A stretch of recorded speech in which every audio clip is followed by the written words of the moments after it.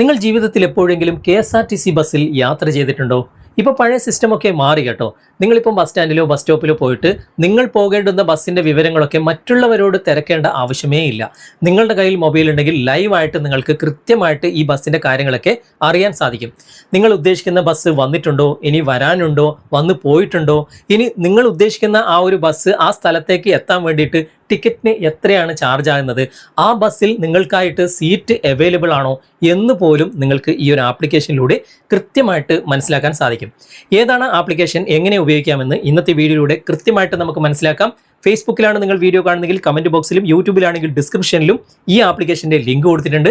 അതിലൂടെ ഈ ഒരു ആപ്ലിക്കേഷൻ നിങ്ങൾ ഇൻസ്റ്റാൾ ചെയ്യുക. എന്നിട്ട് എങ്ങനെ ഉപയോഗിക്കാമെന്ന് നമുക്ക് തുടർന്ന് വീഡിയോ കണ്ട് മനസ്സിലാക്കാം. ആപ്ലിക്കേഷൻ ഇൻസ്റ്റാൾ ചെയ്ത് ഓപ്പൺ ചെയ്ത് കഴിഞ്ഞാൽ നോട്ടിഫിക്കേഷൻ്റെ പെർമിഷൻ ഇതുപോലെ ചോദിക്കും. വേണമെങ്കിൽ അലോ കൊടുക്കാം, അല്ലെങ്കിൽ ഡോണ്ട് അലോ കൊടുക്കാം. ഞാനിപ്പോൾ അലോ കൊടുക്കുകയാണ്. അതിനുശേഷം ലാംഗ്വേജ് ചോദിക്കും. ഞാനിപ്പോൾ ഇവിടെ മലയാളം സെലക്ട് ചെയ്യുകയാണ്. അതിനുശേഷം ഇവിടെ കണ്ടിന്യൂ കൊടുക്കുകയാണ്.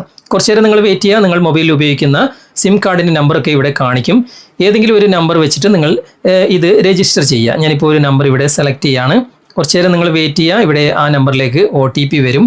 ആ OTP കൃത്യമായിട്ട് നിങ്ങൾ ഇവിടെ എൻ്റർ ചെയ്ത് കൊടുക്കുക. ഓക്കെ, എൻ്റർ ചെയ്തതിന് ശേഷം ഇവിടെ പ്രൊസീഡ് കൊടുക്കുക. പ്രൊസീഡ് കൊടുത്തു കഴിഞ്ഞാൽ ഈ ഒരു ആപ്ലിക്കേഷൻ നിങ്ങൾക്ക് ഓപ്പൺ ആയിട്ട് വരും. ഞാനിവിടെ പ്രൊസീഡ് കൊടുക്കുകയാണ്.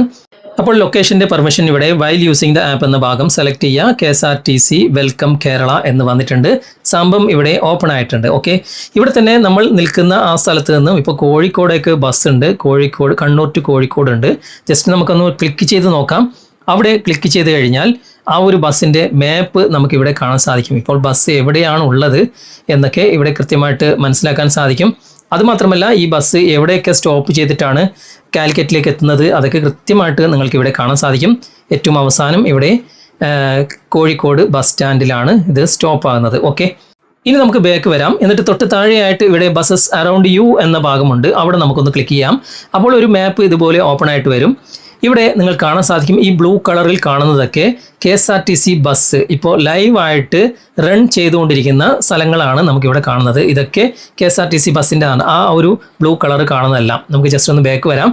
ഇനി നമുക്കിപ്പോൾ ഒരു സ്ഥലത്തേക്ക് യാത്ര പോകണം. ഇവിടെ find and track your bus എന്ന ഭാഗം ക്ലിക്ക് ചെയ്യാം. എന്നിട്ട് എവിടെ നിന്നാണ് നിങ്ങൾക്ക് യാത്ര പുറപ്പെടേണ്ടത്, ഞാനിപ്പോൾ ഇവിടെ കണ്ണൂർ എന്ന് കൊടുക്കുകയാണ്.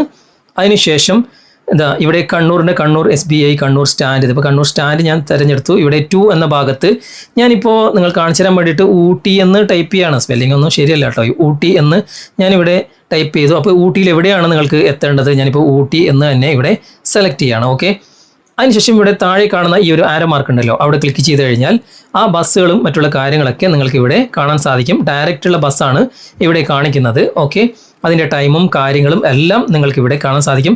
എത്രയാണ് പ്രൈസ് അതൊക്കെ നിങ്ങൾക്ക് ഇവിടെ വലതുവശത്ത് കാണാൻ സാധിക്കും. ഇനി നിങ്ങൾക്ക് ഇവിടെ കണക്റ്റിംഗ് എന്ന ഭാഗത്ത് ക്ലിക്ക് ചെയ്ത് കഴിഞ്ഞാൽ അത് കണക്ട് ചെയ്ത് പോകുന്ന ബസ്സുകളൊക്കെ നിങ്ങൾക്ക് ഇവിടെ കാണാൻ സാധിക്കും.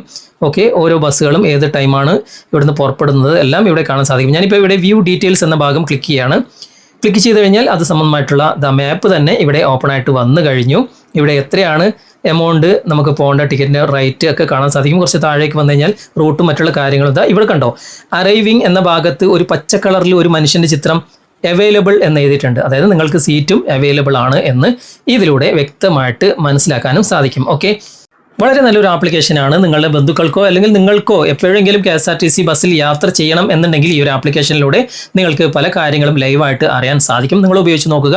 എന്നിട്ട് അഭിപ്രായങ്ങൾ കമൻറ്റിൽ അറിയിക്കുക. ഇഷ്ടപ്പെട്ടിട്ടുണ്ടെങ്കിൽ നിങ്ങളുടെ സുഹൃത്തുക്കൾക്കും ഷെയർ ചെയ്ത് കൊടുക്കുക. ഓക്കെ, അപ്പോൾ നിങ്ങൾ ഉപയോഗിച്ച് നോക്കുക. എന്നിട്ട് നിങ്ങളുടെ അഭിപ്രായം അറിയിക്കുക. ഇന്നത്തെ വീഡിയോ നിങ്ങൾക്ക് ഉപകാരപ്രദമായിട്ടുണ്ടെങ്കിൽ നിങ്ങളുടെ കൂട്ടുകാരിലേക്കും വീഡിയോ ഷെയർ ചെയ്തെത്തിക്കുക.